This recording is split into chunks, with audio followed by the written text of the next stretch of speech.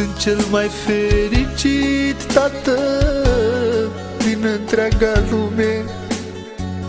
Mă întâlnesc cu fata mea și tată îmi spune: stăm de vorbă, facem glume și ne simțim bine. Cât de mult s-a atașat fata mea de mine.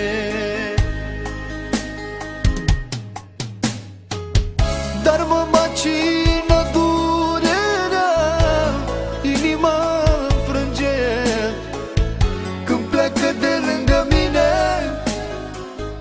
Începe și plânge, se întoarce și mă ia în brațe cu ochii în lacrimi.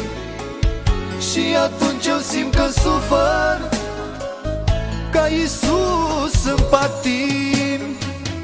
Nu mă gândeam niciodată să se întâmple așa,